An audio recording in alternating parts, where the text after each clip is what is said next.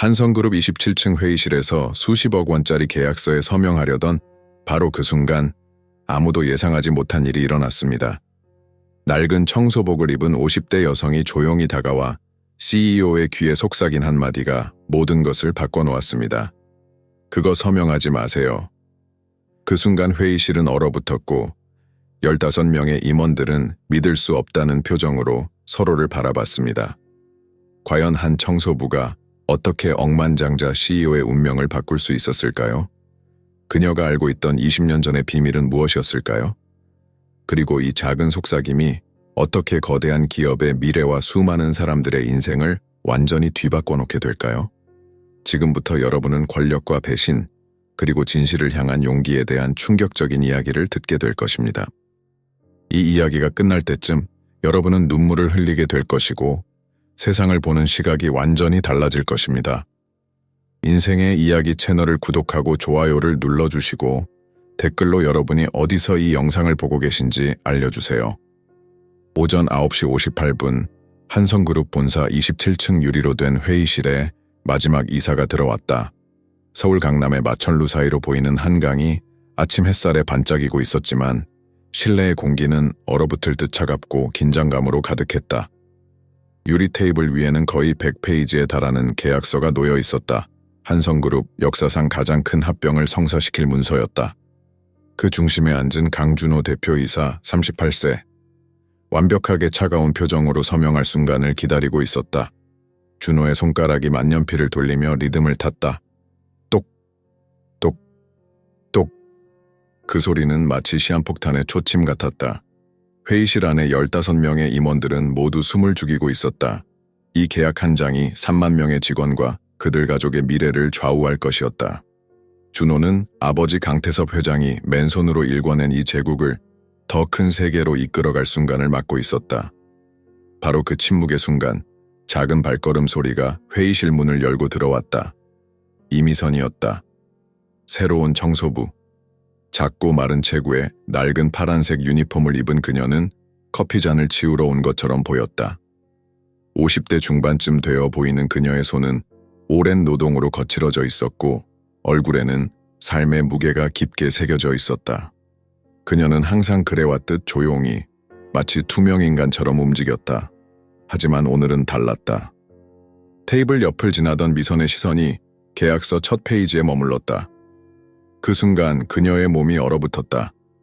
마치 유령을 본 듯한 표정이 그녀의 얼굴을 스쳤다.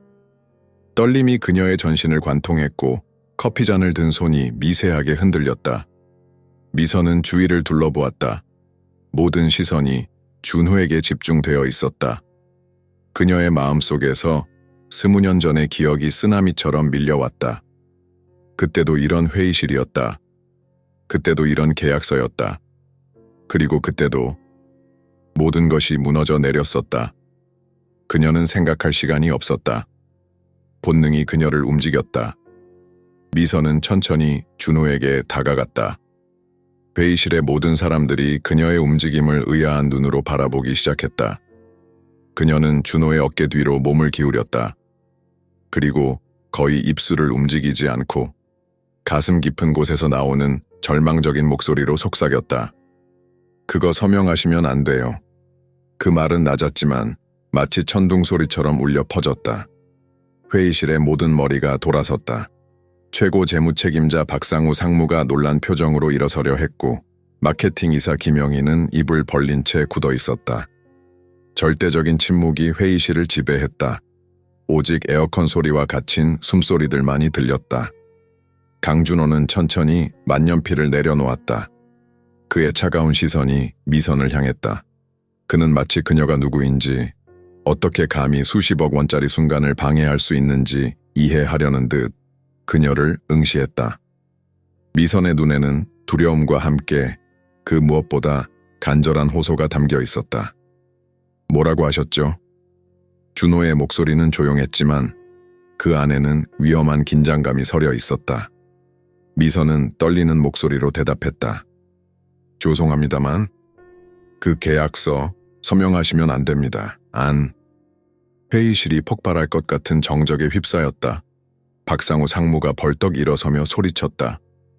지금 뭘 하는 거야? 당장 나가. 보안 요원이 다가오기 시작했지만 미선은 움직이지 않았다. 그녀의 시선은 여전히 준호에게 고정되어 있었다. 마치 그에게만 들려줄 수 있는 무언가가 있다고 말하는 것 같았다. 준호가 손을 들어 모든 사람을 제지했다. 잠깐. 그의 목소리는 날카로웠다. 말해보세요. 왜 서명하면 안 된다는 거죠? 미선은 깊게 숨을 들이마셨다. 그녀의 눈에서 눈물이 맺히기 시작했다. 저는 이미 이런 일을 본 적이 있어요. 똑같은 계약서, 똑같은 상황, 그리고 그녀의 목소리가 떨렸다. 모든 게 무너져 내렸어요. 그리고 그녀는 돌아서서 회의실을 떠났다. 뒤에는 충격과 혼란, 그리고 설명할 수 없는 불안감의 흔적만 남겼다. 준호는 계약서를 내려다보았다. 갑자기 그 글자들이 낯설게 보였다. 임원들이 그를 재촉하는 목소리가 들렸지만 그의 마음속에는 의심의 씨앗이 심어지고 있었다. 그 청소부 여인의 눈빛에는 그가 결코 무시할 수 없는 무언가가 있었다. 20년 전의 비밀이 오늘 한성그룹의 운명을 바꾸려 하고 있었다.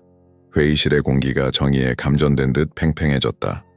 미선이 문을 닫고 나간 후 마치 폭탄이 터진 직후에 정적이 흘렀다. 15명의 임원들은 서로의 얼굴을 바라보며 방금 일어난 일이 현실인지 의심하고 있었다. 박상우 상무가 가장 먼저 침묵을 깼다. 그의 얼굴은 분노로 붉어져 있었고 목소리는 떨리고 있었다. 대표님, 지금 뭘 하고 계신 겁니까? 청소부 하나 때문에 이 중요한 계약을 지연시키실 건가요? 그는 책상을 주먹으로 쳤다. 탁! 소리가 유리벽에 메아리 쳤다. 이 계약은 우리가 6개월 동안 준비한 겁니다. 하루만 늦어도 상대방이 마음을 바꿀 수 있어요. 김영희 마케팅 이사도 불안한 표정으로 끼어들었다. 상무님 말이 맞습니다. 저 여자가 누구인지도 모르잖아요. 혹시 경쟁사에서 보낸 건 아닐까요? 그녀의 목소리에는 의심과 두려움이 섞여 있었다. 정장 재킷의 단추를 만지작거리는 그녀의 손가락이 떨리고 있었다. 하지만 준호는 움직이지 않았다. 그의 시선은 여전히 미선이 서 있던 자리에 머물러 있었다. 방금 전 그녀가 속삭인 말들이 그의 머릿속에서 맴돌고 있었다. 이미 이런 일을 본 적이 있어요. 똑같은 계약서, 모든 게 무너져 내렸어요. 왜 그녀의 목소리에는 그토록 절망적인 확신이 담겨 있었을까? 왜 그녀의 눈에서는 20년도 더 된 상처의 흔적을 볼 수 있었을까? 보안팀에 연락해서 저 여자를 조사하게 하십시오. 이번에는 법무팀장 최준석이 말했다. 그는 안경을 벗어 렌즈를 닦으며 차분한 목소리로 말했다. 만약 이게 의도적인 방해 행위라면 우리는 법적 조치를 취해야 합니다. 준호가 드디어 입을 열었다. 잠깐만요. 그의 목소리는 낮았지만 회의실의 모든 소음을 잠재울 만큼 강했다. 모두들 진정하세요. 저 여자가 뭘 알고 있는지 먼저 확인해 봅시다. 대표님, 박상우의 목소리가 한 옥타브 높아졌다. 지금 농담하시는 건가요? 청소부 한 명의 말 때문에 수천억 원짜리 거래를 중단하시겠다는 겁니까? 준호는 천천히 고개를 돌려 박상우를 바라보았다. 그의 눈빛에는 냉기가 서려 있었다. 상무님, 제가 농담으로 보입니까? 준호의 말 한마디 한마디가 얼음처럼 차갑게 떨어졌다. 30년 동안 이 회사를 이끌어온 아버지께서 항상 하신 말씀이 있습니다. 작은 목소리에도 귀 기울여라. 때로는 가장 약한 사람이 가장 중요한 진실을 말한다. 회의실이 다시 조용해졌다. 강태섭 회장의 철학을 인용하는 준호를 감히 반박할 수 있는 사람은 없었다. 하지만 임원들의 표정에서는 여전히 불안과 조급함을 읽을 수 있었다. 김영희가 조심스럽게 입을 열었다. 그렇다면 어떻게 하시겠습니까? 준호는 계약서를 집어들었다. 두꺼운 문서의 무게가 그의 손에 전해졌다. 이 계약서 한 장이 한성그룹을 아시아 최대의 종합기업으로 만들어줄 것이었다. 하지만 동시에 미선의 절망적인 경고가 그의 마음을 짓누르고 있었다. 인사팀에 연락해서 이미선 맞나요? 그 여자의 인사 기록을 가져오게 하세요. 준호가 말했다. 그리고 보안팀에는 그녀를 감시하되 해치지는 말라고 전하세요. 감시요? 최준석이 의아한 표정을 지었다. 네. 그녀가 무엇을 알고 있는지, 왜 그런 말을 했는지 알아내야 합니다. 준호는 계약서를 책상에 내려놓았다. 계약 서명은 내일로 연기합니다. 뭐라고요? 박상우가 벌떡 일어섰다. 대표님, 정신 차리십시오. 상대방은 오늘 오후에 답을 듣기로 했습니다. 준호가 그를 차갑게 바라보았다.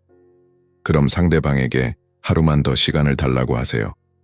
기술적인 검토가 필요하다고 말하면 됩니다. 회의실의 분위기가 험악해졌다. 임원들은 서로 눈빛을 주고받으며 속삭이기 시작했다. 이런 준호의 모습을 본 적이 없었다. 평소 냉철하고 논리적인 판단을 내리던 그가 한 청소부의 말에 이렇게 흔들리다니. 한편 회의실 밖 복도에서는 미선이 청소 도구를 정리하며 가슴을 졸이고 있었다. 그녀의 손은 여전히 떨리고 있었고 임에는 식은땀이 맺혀 있었다. 방금 전 자신이 한 일이 얼마나 무모한 것이었는지 깨닫고 있었다. 아, 하나님. 그녀가 작은 목소리로 중얼거렸다. 제가 뭘 한 거죠? 그녀는 20년 전 그날을 떠올렸다. 똑같은 유리 회의실, 똑같은 긴장감, 그리고 똑같은 계약서. 그때 그녀는 차만 대접하는 어린 직원이었다. 강태섭 회장이 서명하려던 그 순간 그녀는 아무것도 할 수 없었다. 그리고 그 결과를 똑똑히 지켜봤다. 회사의 몰락, 직원들의 해고, 그리고 강태섭 회장의 죽음까지. 이번에는 막아야 해.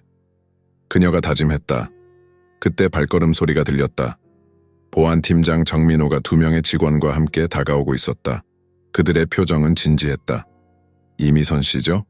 정민호가 정중하지만 단호한 목소리로 말했다. 대표님께서 잠깐 얘기를 나누고 싶어 하십니다. 미선의 심장이 빠르게 뛰기 시작했다. 하지만 그녀는 고개를 끄덕였다.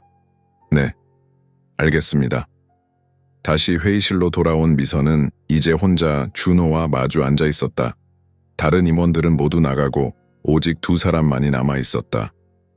창밖으로는 서울의 오후 햇살이 스며들고 있었지만 회의실 안의 공기는 여전히 차갑고 무거웠다. 준호는 미선을 유심히 관찰했다. 그녀의 거친 손, 피곤에 지친 눈, 그리고 낡은 옷들. 하지만 그녀의 눈빛에는 포기하지 않는 의지가 담겨 있었다. 말해보세요. 준호가 조용히 말했다. 당신이 아는 게 뭔지 말이에요. 미선은 잠시 망설였다. 그리고 떨리는 목소리로 말하기 시작했다. 그 계약서, 저는 20년 전에도 똑같은 걸 봤어요. 그때도 이런 회의실이었고, 그때도 모든 사람들이 좋은 기회라고 했어요. 하지만 모든 게 거짓이었어요. 미선의 목소리가 떨렸다. 서명 후 1달도 안 되어서 모든 게 무너져 내렸어요. 그리고 강태섭 회장님은 그녀의 목소리가 메말랐다. 준호의 얼굴이 굳어졌다. 아버지에 대해 무엇을 알고 있나요? 미선은 눈물을 참으며 말했다. 저는 그분의 마지막을 지켜봤어요. 그날 밤 강준호는 잠을 이룰 수 없었다. 한강이 내려다 보이는 펜트하우스 창가에 서서 도시의 불빛들을 바라보며 미선의 마지막 말을 되새기고 있었다. 저는 그분의 마지막을 지켜봤어요. 그 말이 그의 가슴을 짓누르고 있었다. 아버지 강태섭의 죽음은 공식적으로 심장마비였다. 갑작스럽고 예상치 못한 죽음이었다. 하지만 그 전후 상황들에 대해서는 아무도 자세히 말해주지 않았다. 당시 12살이었던 준호에게는 그저 아버지가 하늘나라로 가셨다는 말뿐이었다. 새벽 2시 준호는 회사 지하 보관소로 향했다. 한성그룹의 모든 역사가 담긴 문서들이 보관된 곳이었다. 형광등의 차가운 불빛 아래 먼지 냄새와 오래된 종이 냄새가 코를 찔렀다. 그는 1980년대부터 2000년대 초반까지의 파일들을 뒤지기 시작했다. 이미선. 그가 중얼거리며 직원 명단들을 뒤졌다. 수십 개의 상자, 수백 개의 파일, 그리고 수천 장의 문서들. 시간이 흘러 새벽 4시가 되어서야 낡은 상자 깊숙한 곳에서 그것을 발견했다. 태성 디자인 직원 명단, 1998년, 2003년, 태성 디자인. 아버지가 한성그룹을 설립하기 전에 운영했던 작은 디자인 회사였다. 준호의 손가락이 명단을 따라 내려갔다. 그리고 거기서 찾았다. 이미선, 사무보조, 다과, 준비 담당, 입사일. 1998년 3월 15일, 그의 심장이 빠르게 뛰기 시작했다. 미선이 거짓말을 하지 않았다. 그녀는 정말로 아버지와 함께 일했던 사람이었다. 준호는 더 깊이 파기 시작했다. 태성 디자인 관련 문서들을 모두 꺼내어 바닥에 펼쳤다. 회계장부, 계약서, 직원 사진들, 그리고 신문 스크랩들. 태성 디자인 대기업과 합병 추진. 유망한 중소기업 새로운 도약 기대. 강태섭 대표, 직원들의 미래를 위한 결정. 2003년 봄의 신문들이었다. 모든 기사들이 긍정적이었다. 마치 오늘 자신이 추진하려던 합병과 똑같은 분위기였다. 하지만 그 다음 달의 신문들은 완전히 달랐다. 태성 디자인 부도 위기, 합병 파트너, 계약 위반으로 일방적 철수, 강태섭 대표, 회사 재정 상태 악화로 고심, 그리고 마지막 기사, 태성 디자인 강태섭 대표, 심장마비로 급서. 준호의 손이 떨렸다. 아버지의 죽음이 단순한 병사가 아니었다는 것을 알 수 있었다. 스트레스, 배신, 그리고 절망이 그를 죽음으로 몰고 간 것이었다. 그때 한 장의 사진이 그의 시선을 끌었다. 태성 디자인 창립 5주년 기념 촬영, 2003년 2월이라고 적힌 단체 사진이었다. 앞줄에는 아버지 강태섭이 환하게 웃고 있었다. 그 시절 아버지는 아직 젊고 희망에 찬 모습이었다. 하지만 준호의 시선은 사진 뒤편으로 향했다. 거기서 차를 나르는 작은 여성의 모습을 발견했다. 젊은 시절의 이미선이었다. 그녀는 쟁반을 들고 있었지만 카메라를 바라보는 그녀의 눈빛에는 따뜻함이 가득했다. 준호는 사진을 자세히 들여다보았다. 미선은 아버지를 바라보고 있었다. 그녀의 표정에서 단순한 직원이 아닌 진심으로 아버지를 걱정하고 아끼는 마음을 읽을 수 있었다. 더 많은 문서들을 뒤지던 중 준호는 충격적인 발견을 했다. 아버지의 개인 일기장이었다. 가죽으로 된 낡은 수첩 안에는 아버지의 송글씨로 빽빽하게 적힌 기록들이 있었다. 2003년 3월 10일 합병 계약서를 다시 검토했다. 뭔가 이상하다. 조건들이 처음 협상과 다르다. 하지만 변호사는 문제없다고 한다. 직원들의 미래를 생각하면 이 기회를 놓칠 수 없다. 2003년 3월 15일 미선이가 걱정스럽다는 표정으로 차를 가져다 주었다. 사장님, 뭔가 이상하지 않나요? 라고 물어보더라.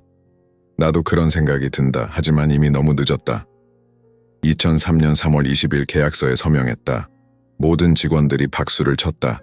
하지만 미선이만은 웃지 않았다. 그녀의 직감이 맞기를 바란다. 2003년 4월 2일 모든 것이 무너졌다. 합병 파트너가 계약을 위반했다.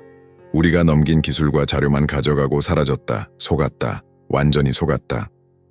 2003년 4월 10일 직원들을 모두 해고해야 한다. 30명의 가족들이 길거리로 나앉게 되었다. 미선이가 울면서 말했다. 사장님은 잘못이 없어요. 사장님이 너무 착하셔서 그런 거예요. 하지만 나는 알고 있다. 내가 바보였다. 2003년 4월 15일 가슴이 아프다. 물리적으로 아프다. 미선이가 매일 병원에 가보라고 한다. 하지만 돈이 없다. 병원비는커녕 생활비도 없다. 2003년 4월 18일 미선이가 자신의 월급을 포기하겠다고 했다. 나 때문에 그녀까지 고생시킬 수는 없다. 내일 그녀에게 작별 인사를 해야겠다. 그리고 마지막 기록. 2003년 4월 20일 미선이가 김치찌개를 끓여왔다. 사장님 잘 먹고 힘내세요. 언젠가 다시 일어나실 거예요. 그녀의 마음씨가 너무 고마웠다. 준호가 커서 이런 사람들을 만났으면 좋겠다. 착한 사람들이 세상에는 아직 많이 남아있다는 것을, 그리고 그런 사람들을 지켜야 한다는 것을 알아줬으면 좋겠다. 일기는 거기서 끝났다. 이틀 후 아버지는 세상을 떠났다. 준호는 일기장을 가슴에 안고 울었다. 성인이 된 후 처음으로 흘리는 눈물이었다. 아버지의 마지막 날들이 얼마나 고통스러웠는지, 그리고 그 고통 속에서도 미선이라는 한 사람의 따뜻함이 얼마나 큰 위로가 되었는지 알 수 있었다. 새벽 6시 준호는 보관소에서 나왔다. 손에는 아버지의 일기장과 20년 전 사진들을 들고 있었다. 그의 마음속에는 확신이 생기고 있었다. 미선의 경고는 단순한 노파심이 아니었다. 그녀는 20년 전의 비극이 반복되는 것을 막으려 하고 있었다. 엘리베이터를 타고 올라가면서 준호는 결심했다. 오늘 아침 첫 번째로 할 일은 미선을 다시 만나는 것이었다. 그리고 그녀로부터 20년 전 그날 밤에 정확히 무슨 일이 일어났는지 들어야 했다. 회사 로비에 도착했을 때 준호는 미선이 바닥을 닦고 있는 것을 발견했다. 그녀는 새벽부터 일을 시작한 것 같았다. 준호가 다가가자 미선은 놀란 표정으로 일어섰다. 대표님, 이른 시간에 웬일이세요? 준호는 아버지의 일기장을 그녀에게 보여주었다. 미선 씨, 우리가 할 얘기가 많을 것 같습니다. 미선의 눈에서 눈물이 흘러내렸다. 그녀는 일기장을 보는 순간 20년 전의 기억들이 물밀듯이 밀려오는 것을 느꼈다. 사장님, 그녀가 떨리는 목소리로 말했다. 정말 많이 닮으셨어요. 저녁 7시, 가을비가 서울의 거리를 적시고 있었다.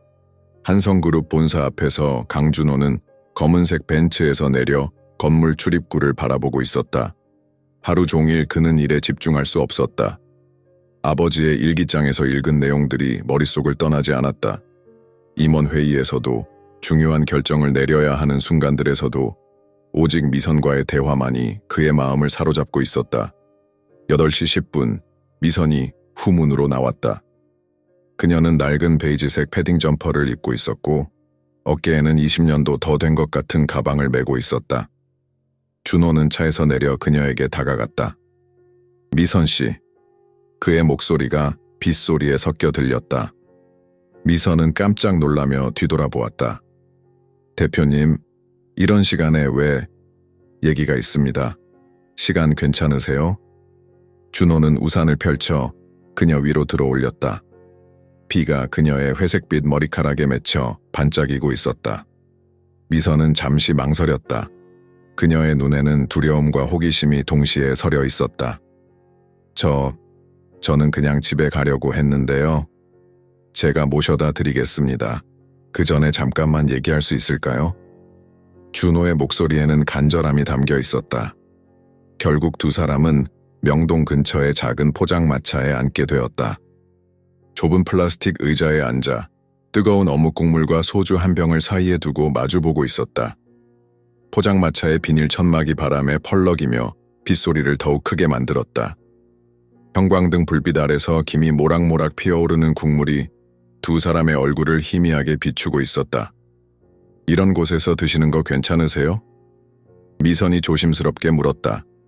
그녀는 대기업 CEO가 이런 서민적인 곳에 와 있는 것이 어색했다. 준호는 소주잔에 술을 따르며 미소를 지었다. 어릴 때 아버지와 자주 이런 곳에서 라면을 먹었어요. 회사 일이 늦게 끝나면 집에 가기 전에 둘이서 간단히 요기를 했죠. 그의 목소리에는 그리움이 묻어났다. 미선도 조심스럽게 소주잔을 들었다. 그녀의 거친 손가락이 찬잔에 닿자 작은 떨림이 일었다. 사장님, 강태섭 사장님도 그러셨어요. 임직원들과 자주 이런 곳에서 회식을 하셨죠. 두 사람은 잠시 조용히 술을 마셨다. 빗소리와 포장마차 주인이 음식을 만드는 소리, 그리고 멀리서 들려오는 자동차 소음만이 그들 사이의 침묵을 채웠다. 미선 씨, 준호가 먼저 입을 열었다. 오늘 아침에 아버지의 옛 자료들을 봤어요. 일기장도 읽었고요. 미선의 손이 떨리기 시작했다. 그녀는 소주잔을 내려놓고 고개를 숙였다. 그러시군요. 아버지의 마지막 날들이 어땠는지 알겠더라고요.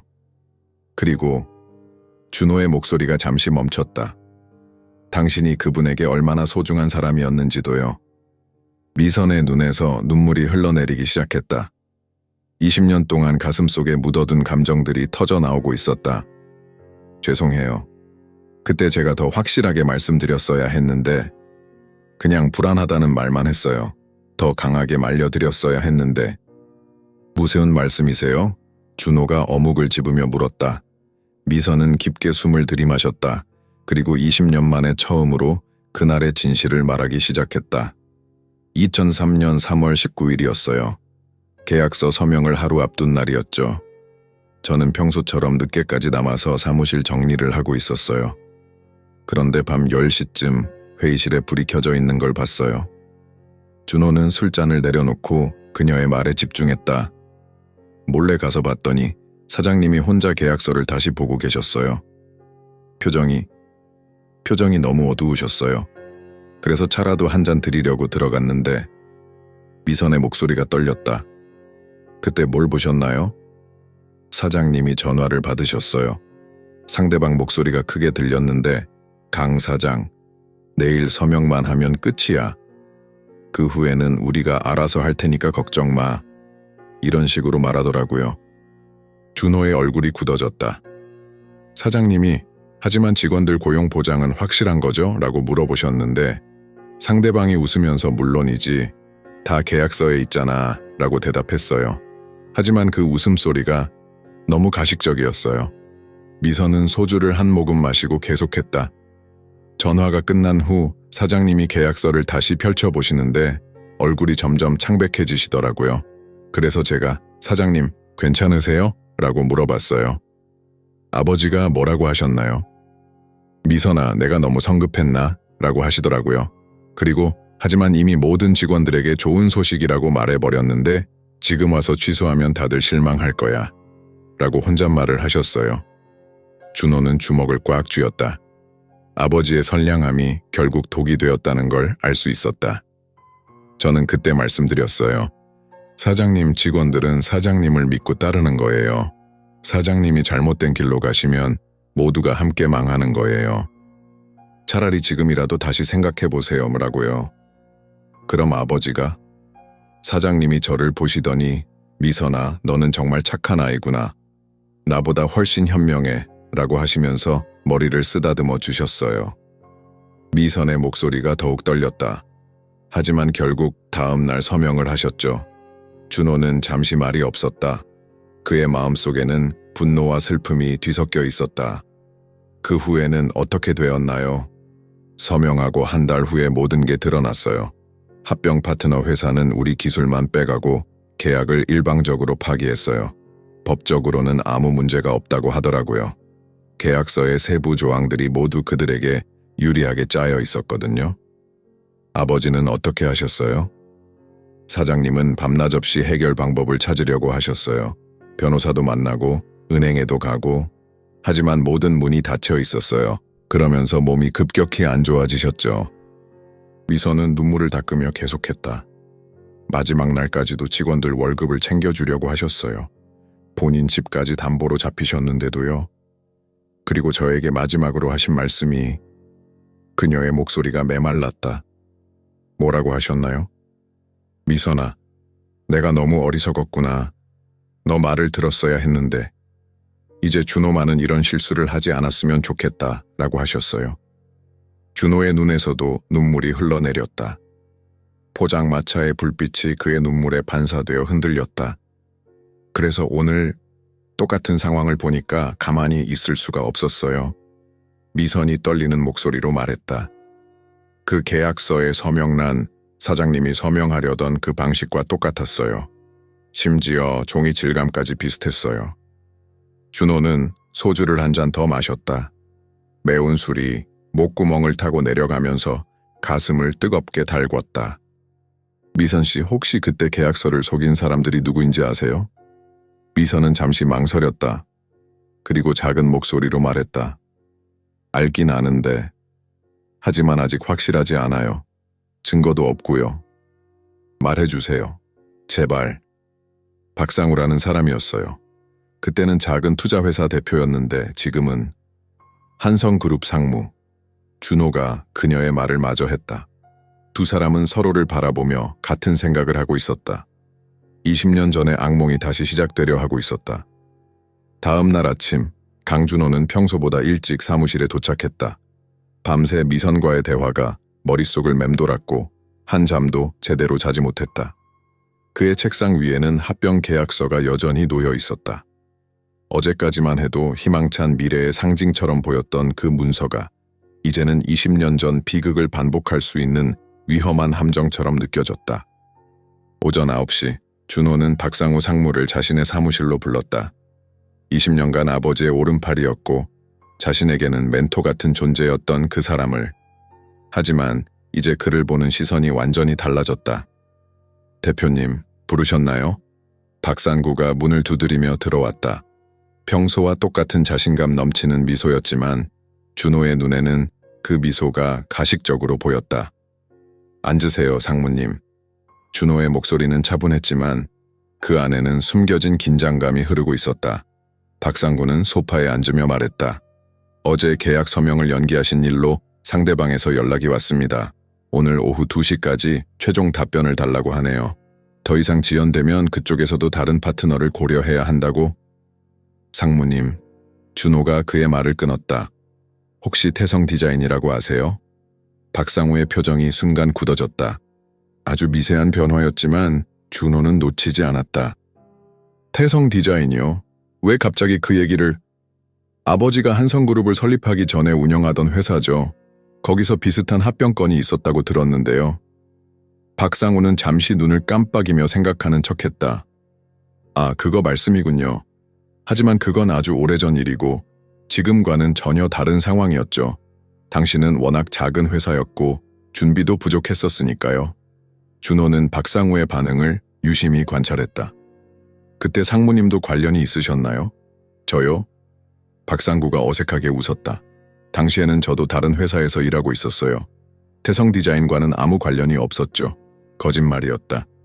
준호는 어젯밤 미선에게서 들은 이야기를 떠올렸다. 박상구는 당시 태성 디자인의 합병을 주선한 투자회사 대표였다. 그렇군요. 준호는 아무렇지 않은 척 말했다. 그럼 오늘 계약건은 어떻게 할까요? 박상우의 얼굴에 안도의 표정이 스쳤다. 당연히 서명하셔야죠.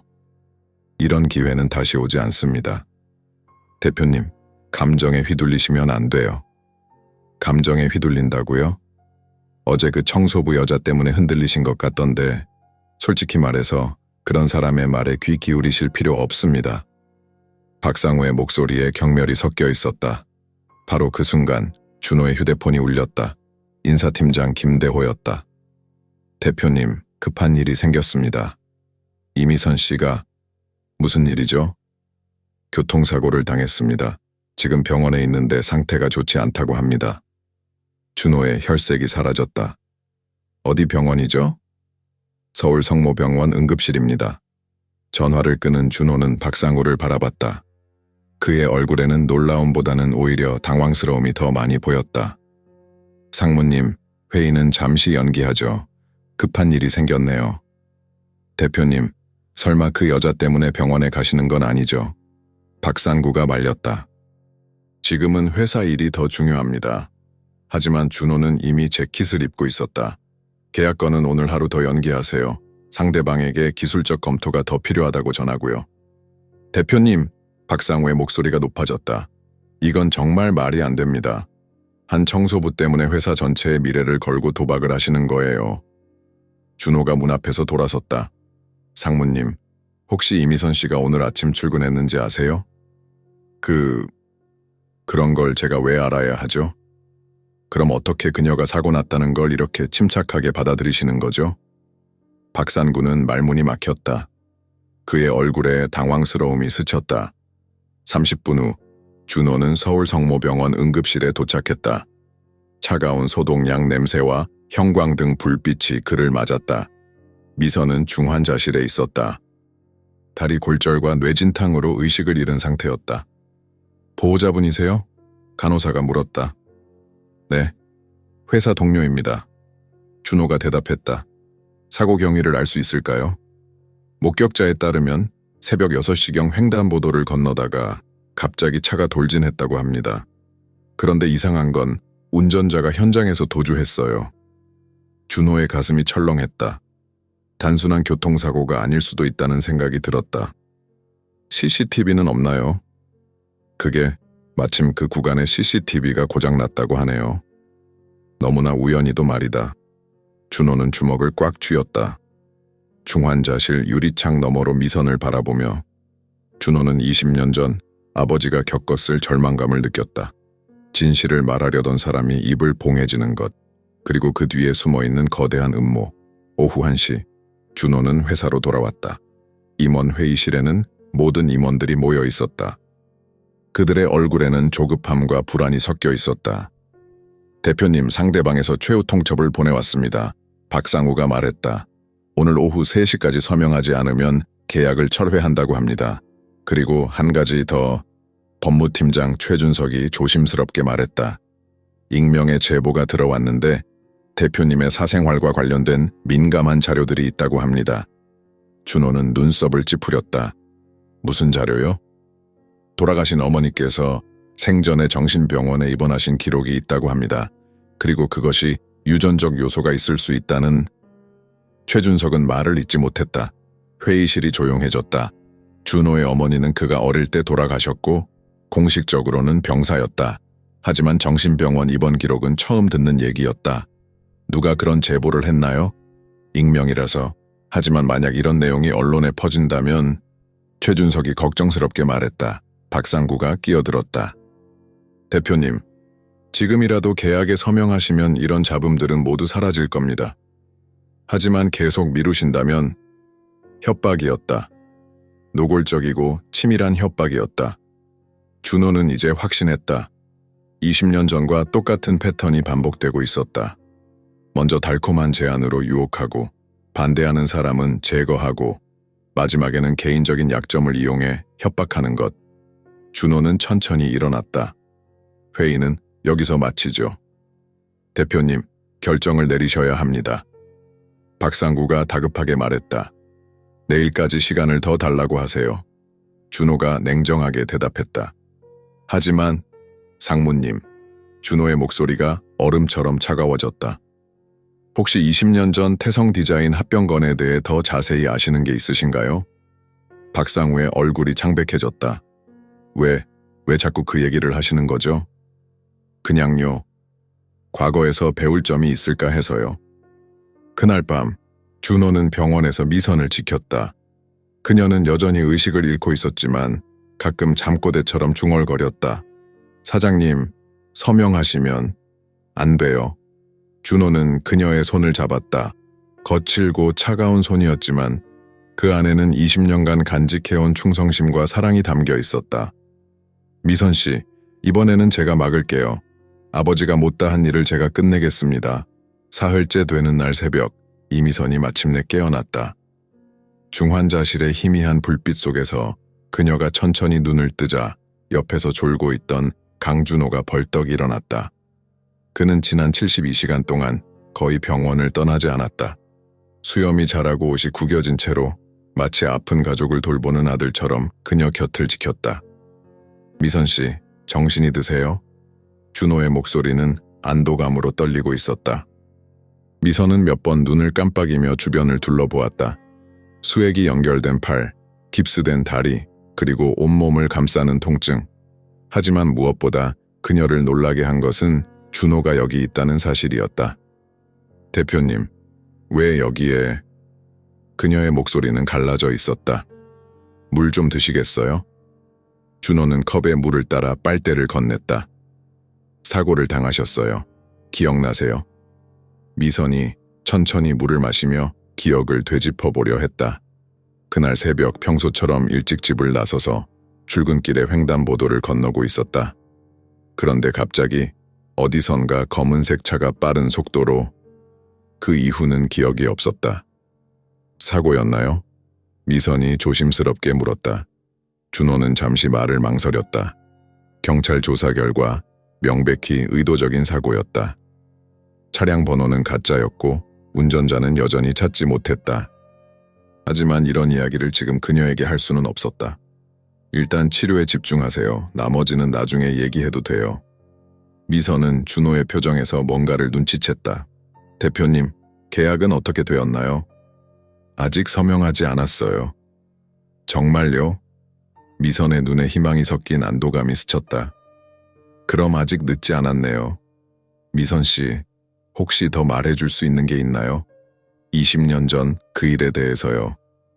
준호는 의자를 침대 가까이 당기며 말했다. 박상우 상무가 정말로 관련이 있었나요? 미선은 깊게 숨을 들이쉬었다. 오랫동안 가슴속에 묻어둔 이야기를 꺼내는 것은 여전히 고통스러웠다. 하지만 이제 더 이상 침묵할 수 없었다. 그 사람, 박상우는 당시 JS 인베스트먼트라는 투자회사 대표였어요. 겉으로는 태성 디자인의 성공적인 합병을 도와주는 척했지만 실제로는 처음부터 태성 디자인을 망하게 할 계획이었어요. 미선의 목소리가 떨렸다. 저는 우연히 그들의 진짜 계획을 들었어요. 준호는 몸을 앞으로 기울였다. 어떻게 알게 되셨나요? 미선은 눈을 감고 그날을 떠올렸다. 2003년 3월 18일 밤이었어요.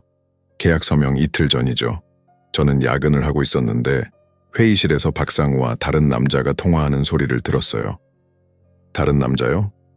목소리로 봐서는 나이 든 사람 같았어요. 박상우가 강태섭은 순진해서 쉽게 속일 수 있다고 하더라고요.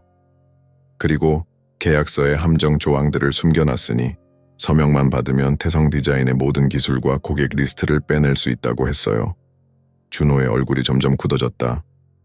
더 충격적인 건 그 사람이 태성 디자인이 망하면 우리가 헐값에 인수해서 더 큰 회사로 키울 수 있다고 말했어요.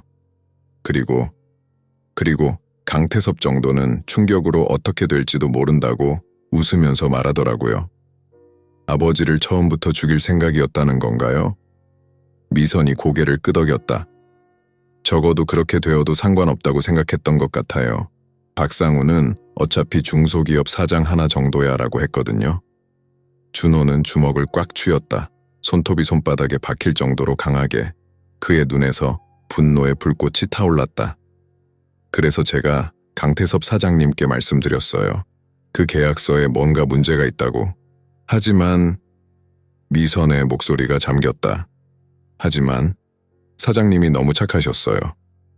미선아, 내 말이 맞을 수도 있지만 이미 모든 직원들에게 약속했는데 어떻게 취소하겠니?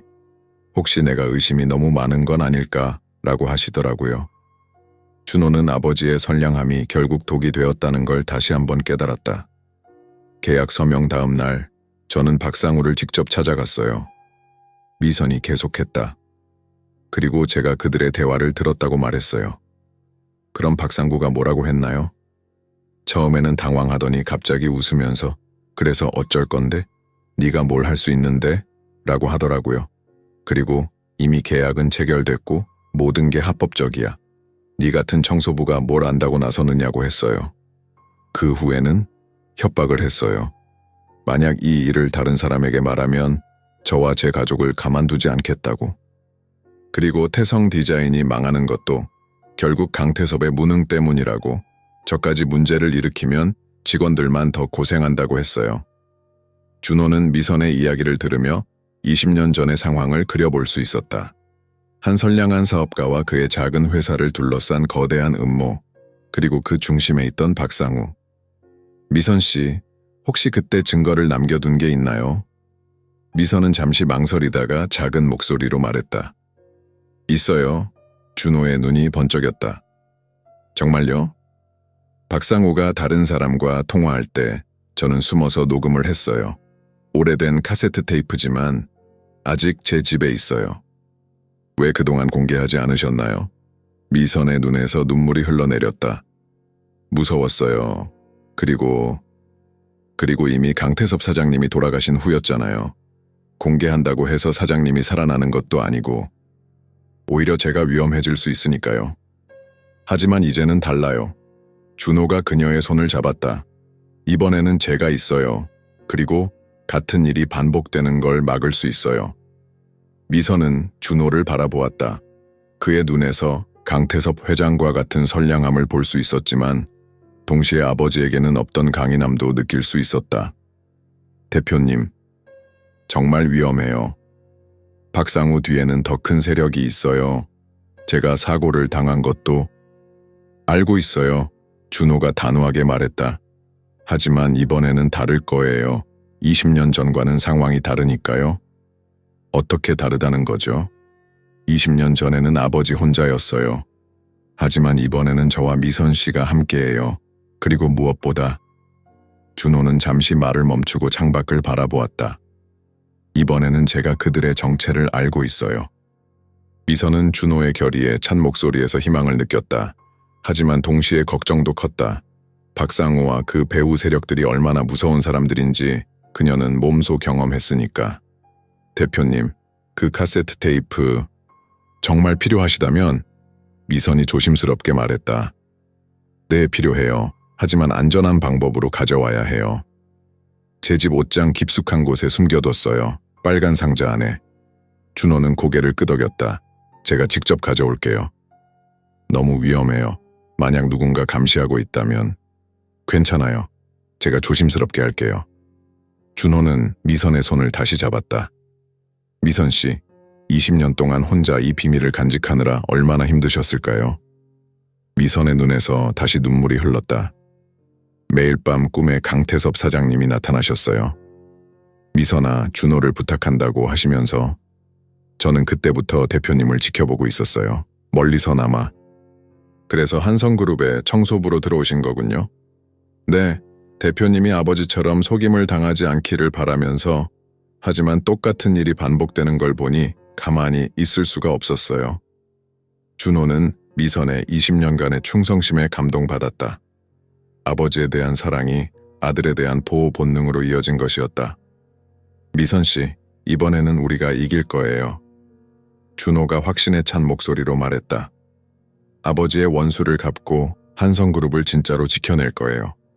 그날 밤 강준호는 미선의 집에서 20년 전의 증거를 찾았다. 낡은 아파트 2층 좁은 원룸에서 그는 빨간 상자 안에 숨겨진 카세트 테이프를 발견했다. 테이프에는 2003.3318 진실이라고 미선의 송을씨로 적혀 있었다. 그의 손이 떨렸다. 이 작은 테이프 안에 아버지를 죽음으로 몰고 간 모든 진실이 담겨 있었다. 다음 날 아침 한성그룹 본사는 긴장감으로 가득했다. 오늘이 합병 계약의 진짜 마지막 날이었다. 박상우를 비롯한 임원들은 더 이상 지연될 수 없다며 준호를 압박했고 상대방 회사에서도 최고 경영진이 직접 서울에 와 있었다. 오전 10시 27층 대회의실에 모든 관련자들이 모였다. 한성그룹 임원 15명, 상대방 회사 간부 8명, 그리고 각종 법무 관계자들까지. 총 30여 명이 M자형 테이블에 둘러앉았다. 계약서는 테이블 중앙에 놓여 있었고 금색 만년필이 그 옆에서 햇빛을 반사하며 빛나고 있었다. 자, 이제 모든 검토가 끝났습니다. 박상구가 상기된 목소리로 말했다. 대표님, 서명만 하시면 됩니다. 상대방 회사의 CEO인 존슨 씨가 영어로 말했다. 미스터 강, 우리는 이미 충분히 기다렸습니다. 더 이상의 지연은 어렵습니다. 준호는 만년필을 집어들었다. 회의실의 모든 시선이 그에게 집중되었다. 펜 끝이 계약서에 닿으려는 순간 그가 말했다. 잠깐만요. 모든 사람들이 숨을 죽였다.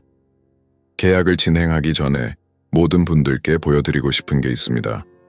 준호는 가방에서 낡은 카세트 플레이어를 꺼냈다.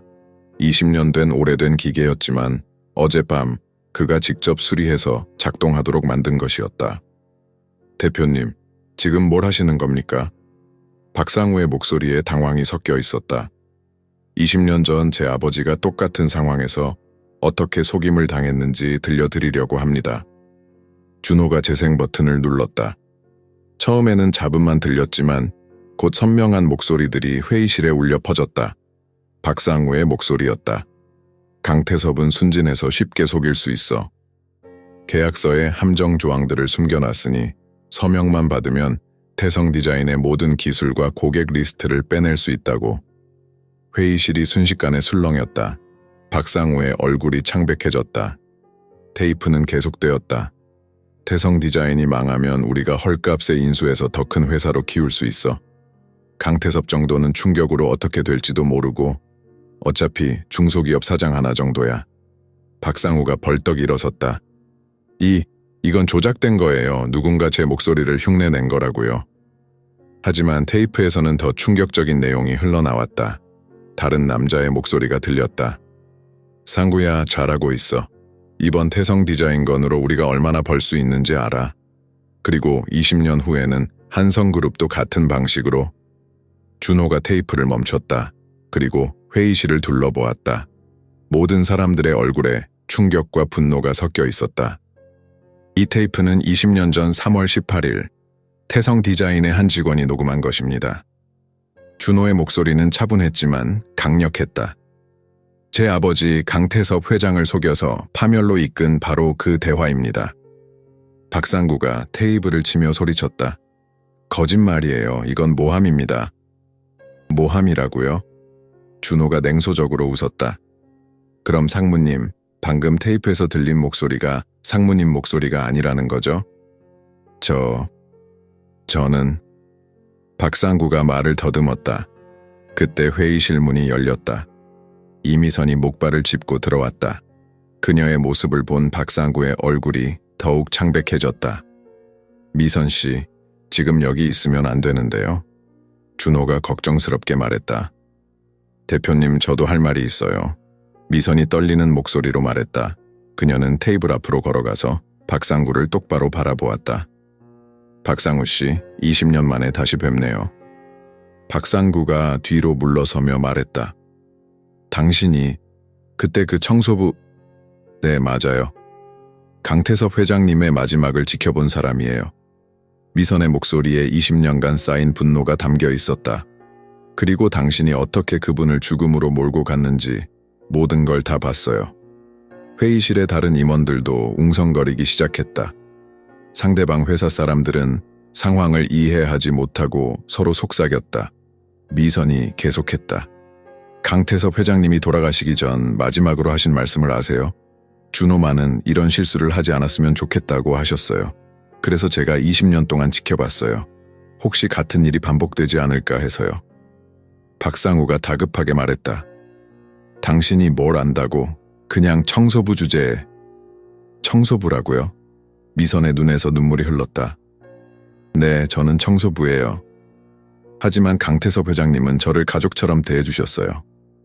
그분이 어려울 때 제가 할 수 있는 모든 걸 다 했어요. 그런데 당신은 그분을 배신했어요. 준호가 일어서서 말했다. 박상우 상무님, 더 이상 변명하지 마세요. 이 테이프뿐만 아니라 다른 증거들도 있어요. 그는 가방에서 또 다른 서류들을 꺼냈다. 20년 전 제이스인베스트먼트의 설립 서류, 태성 디자인 합병 과정의 금융 거래 내역, 그리고 상무님이 태성 디자인 파산 후 헐값에 인수했던 자산 목록들. 박상구는 완전히 무너졌다. 그는 의자에 주저앉으며 고개를 떨어뜨렸다. 인정합니다. 그가 작은 목소리로 말했다. 네, 제가 했어요. 하지만 저도 누군가의 지시를 받았을 뿐이에요. 누구의 지시요? 박상우가 회의실 끝에 앉아있던 노인을 가리켰다. 한성그룹의 고문이자 창립 멤버 중 한 명인 최한수였다. 그는 강태섭 회장 시절부터 회사의 뒷질을 처리해왔던 인물이었다. 최한수가 천천히 일어섰다. 그래, 내가 시켰다. 회의실이 다시 한번 술렁였다. 왜 그러셨습니까? 준호의 목소리가 떨렸다. 너의 아버지는 너무 선량했어. 그래서는 큰 회사를 이끌 수 없다고 생각했지. 언젠가는 누군가 더 강한 사람이 이 회사를 이끌어야 한다고 봤어. 그래서 아버지를 죽이신 거예요? 죽이려던 건 아니야. 그냥 조금 충격을 줘서 정신을 차리게 하려던 거였어. 하지만 그 사람이 너무 약해서... 최한수의 목소리에는 후회가 없었다. 준호는 주먹을 꽉 쥐었다. 20년 동안 존경해왔던 사람들이 아버지의 죽음에 직접적으로 관련되어 있었다. 미선이 최한수에게 다가갔다. 당신들은 강태섭 회장님이 얼마나 좋은 분이었는지 몰라요. 직원 하나하나를 가족처럼 생각하고 회사가 어려워도 월급을 먼저 챙겨주고 그런 분을 어떻게... 시끄러, 최한수가 소리쳤다. 감정팔이 그만해. 그때 준호가 계약서를 집어들었다. 그리고 모든 사람들이 보는 앞에서 그것을 찢어버렸다. 찢어지는 종이 소리가 회의실에 울려 퍼졌다. 수십억 원짜리 계약이 산산조각 나는 순간이었다. 이 계약은 무효입니다. 준호가 선언했다. 그리고 한성그룹은 더 이상 이런 방식으로는 사업을 하지 않을 것입니다. 상대방 회사 사람들이 분노하며 일어났지만 준호는 그들을 향해 차분히 말했다. 죄송합니다. 하지만 우리는 정직한 방법으로만 사업을 하고 싶습니다. 박상우와 최한수는 보안 요원들에 의해 회의실에서 끌려나갔다. 20년간의 복수가 드디어 완성되는 순간이었다. 일주일 후 한성그룹 본사는 마치 폭풍이 지나간 후의 폐허 같았다. 박상우와 최한수의 체포 소식이 언론에 퍼지면서 회사 주가는 30% 이상 폭락했다. 대형 거래처들은 계약을 재검토하겠다고 통보해왔고 임직원들 사이에서는 불안감이 팽배했다. 강준호가 진실을 밝혀낸 것은 옳았지만 그 대가는 생각보다 훨씬 컸다. 준호는 27층 사무실에서 창밖을 바라보며 서 있었다. 한강이 회색빛 하늘 아래로 조용히 흘러가고 있었다. 책상 위에는 사표가 쌓여 있었다. 핵심 임원 5명이 회사를 떠나겠다고 했고 주주들은 임시 주주총회를 요구하고 있었다. 모든 것이 무너져 내리고 있었다. 똑똑똑 문을 두드리는 소리가 들렸다. 들어오세요. 미선이 목발을 짚고 들어왔다. 그녀는 여전히 회복 중이었지만 매일 회사에 나와 준호를 돕고 있었다. 아무도 그녀에게 부탁하지 않았는데도 대표님, 차 한 잔 드리려고요. 그녀가 따뜻한 녹차를 준호 앞에 놓았다. 준호는 의자에 앉으며 깊은 한숨을 내쉬었다. 미선 씨, 제가 잘못 선택한 걸까요? 무슨 말씀이세요? 진실을 밝히는 것보다 그냥 모르는 척하는 게 나았을지도 몰라요. 지금 이 상황을 보면 준호의 목소리에는 깊은 피로감이 묻어났다. 미선은 준호 맞은편에 앉았다. 그녀의 눈에는 20년 전과 똑같은 걱정과 애정이 담겨 있었다. 대표님, 강태섭 회장님이 살아계셨다면 뭐라고 하셨을까요? 준호가 고개를 들어 그녀를 바라봤다. 회장님은 항상 말씀하셨어요. 돈은 잃어도 다시 벌 수 있지만 신뢰는 한 번 잃으면 되돌릴 수 없다고요. 그리고 진실을 말하는데 대가가 따르더라도 그 대가는 거짓말의 대가보다 훨씬 가볍다고 하셨어요. 준호는 미선의 말을 들으며 아버지의 목소리를 떠올렸다. 어린 시절 아버지는 항상 정직한 사업을 강조했다. 비록 그 정직함 때문에 죽음에 이르렀지만 그것이 아버지가 선택한 길이었다. 하지만 직원들은 어떻게 되나요? 이미 많은 사람들이 회사를 떠나고 있어요. 미선은 잠시 생각하더니 말했다. 대표님, 제가 20년 동안 여러 회사에서 일하면서 배운 게 있어요. 뭔가요? 진짜 좋은 직원들은 어려울 때 더 뭉쳐요. 그리고 지금 떠나는 사람들은 어차피 언젠가는 떠날 사람들이에요. 하지만 남아있는 사람들은 대표님을 진심으로 믿고 따르는 사람들이에요. 바로 그때 인사팀장 김대호가 급히 들어왔다. 대표님, 큰일입니다. 직원들이 로비에 모여 있어요. 준호의 얼굴이 굳어졌다.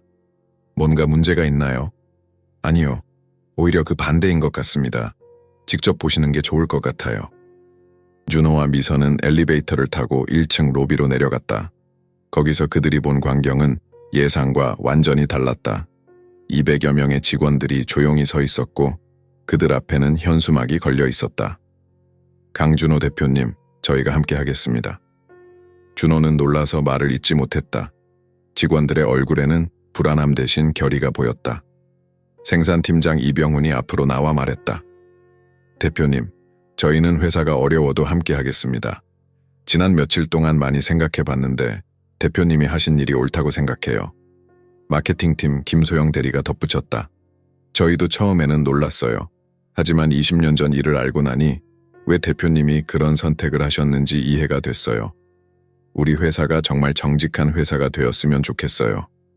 젊은 신입사원 박준혁이 손을 들며 말했다. 대표님, 저희 같은 젊은 직원들은 돈보다 자부심이 더 중요해요. 한성그룹에서 일한다는 것이 자랑스러웠으면 좋겠어요. 준호의 눈에서 눈물이 흘러내렸다. 이런 순간을 상상해 본 적이 없었다. 그는 모든 것을 잃을 각오를 했는데 오히려 더 소중한 것을 얻고 있었다. 여러분, 준호가 떨리는 목소리로 말했다. 정말 고맙습니다. 하지만 앞으로 더 어려워질 수도 있어요. 그래도 괜찮으신가요? 직원들이 한 목소리로 대답했다. 네. 그날 오후 준호는 기자회견을 열었다. 한성그룹의 모든 진실을 공개하고 앞으로의 방향을 발표하기 위해서였다. 수십 명의 기자들과 카메라들이 그를 향했다. 한성그룹은 새롭게 태어날 것입니다. 준호가 단호하게 말했다.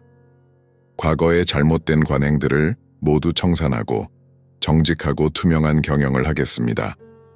비록 당장은 어렵겠지만 장기적으로는 더 튼튼한 회사가 될 것입니다. 한 기자가 질문했다. 하지만 현실적으로 회사 운영이 어려워지지 않을까요? 맞습니다. 쉽지 않을 거예요. 하지만 제가 배운 게 있습니다. 진실은 언젠가 힘이 된다는 것을요. 그리고 정직한 사람들과 함께라면 어떤 어려움도 이겨낼 수 있다는 것을요. 기자회견이 끝난 후 준호는 미선과 함께 한적한 카페에 앉아 있었다. 창밖으로는 봄비가 내리고 있었다. 미선 씨, 아버지 묘소에 가보실래요? 네, 좋아요. 두 사람은 차를 타고 서울 외곽의 추모공원으로 향했다. 강태섭 회장의 묘비 앞에 도착했을 때 비는 그쳤고 저녁 햇살이 비석을 비추고 있었다. 준호는 무릎을 꿇고 아버지의 묘비에 손을 댔다. 아버지, 늦었지만 진실을 밝혔어요. 그리고 아버지가 못다한 일을 제가 이어가겠어요. 미선도 무릎을 꿇었다. 회장님, 준호 대표님이 정말 훌륭하게 잘하셨어요. 아버지를 닮아서 착하시지만 아버지보다 더 강하세요. 이제 걱정 안 하셔도 될 것 같아요. 준호는 주머니에서 낡은 사진 한 장을 꺼냈다. 20년 전 태성디자인 직원들의 단체 사진이었다. 그 뒤편에는 미선이 차를 나르고 있는 모습이 보였다. 미선 씨, 이 사진 뒤에 뭔가 적혀 있어요. 미선이 사진을 뒤집어 보았다. 거기에는 강태섭 회장의 송글씨로 이렇게 적혀 있었다. 미선이에게, 나의 아들을 키워준 당신에게.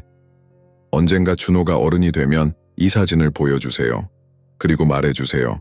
아버지는 당신들을 사랑했다고. 강태섭 미선의 눈에서 눈물이 쏟아졌다. 이게 언제 적으신 건지. 준호도 울음을 터뜨렸다. 아버지가 미리 알고 계셨나 봐요. 미선 씨가 저를 지켜주실 거라는 걸. 대표님, 저는 그냥 강태섭 회장님이 부탁하신 일을 한 거예요. 아니에요. 미선 씨는 제게 진짜 어머니 같은 분이에요. 두 사람은 아버지의 묘비 앞에서 한참을 울었다. 20년간의 한과 그리움, 그리고 이제야 완성된 복수와 화해가 모두 눈물에 섞여 흘러내렸다. 해가 지면서 추모공원이 조용해졌다. 준호와 미선은 일어서서 묘비에 마지막 인사를 했다. 아버지, 이제 정말 편히 쉬세요. 그리고 미선 씨도 이제 그만 고생하세요. 제가 모든 걸 지켜낼게요. 차를 타고 돌아가는 길, 미선이 조용히 말했다. 대표님, 앞으로도 힘들 때가 있을 거예요. 그럴 때면 저를 찾아오세요. 제가 항상 옆에 있을게요. 준호는 백미러로 미선을 바라보며 미소를 지었다. 네, 고마워요. 정말로요. 한성그룹의 새로운 시작이었다. 비록 앞길이 험난하겠지만 진실과 정직이라는 든든한 기반 위에서 다시 일어서는 시작이었다. 이미선의 용기 있는 속삭임은 단순한 경고가 아니었습니다. 그것은 20년간 가슴속에 묻어둔 충성심과 사랑의 외침이었고 약자가 강자에게 보낼 수 있는 가장 강력한 메시지였습니다. 여러분이라면 어떻게 하셨을까요? 자신의 안전을 포기하면서까지 진실을 말할 용기가 있으셨을까요? 아니면 침묵 속에서 비극이 반복되는 것을 지켜만 보셨을까요? 때로는 가장 작은 목소리가 가장 큰 변화를 만들어낸다는 것을 이 이야기는 우리에게 가르쳐줍니다. 강준호가 보여준 선택은 우리 모두에게 질문을 던집니다. 진실과 이익 사이에서 갈등할 때, 정의와 안전 사이에서 고민할 때, 과연 우리는 어떤 길을 선택할 것인가요? 이 이야기는 결국 우리 모두의 이야기입니다. 우리 주변에도 이미선 같은 사람들이 있고, 우리 역시 언젠가는 준호와 같은 선택의 기로에 서게 될 것입니다. 그때 우리가 기억해야 할 것은 진실의 무게와 양심의 목소리입니다. 만약 이 이야기가 여러분의 마음을 울렸다면 채널 구독과 좋아요로 응원해주세요. 그리고 이런 의미 있는 이야기를 더 많은 사람들과 나누고 싶다면 공유도 부탁드립니다. 여러분의 작은 행동 하나하나가 더 많은 사람들에게 감동과 깨달음을 전할 수 있습니다.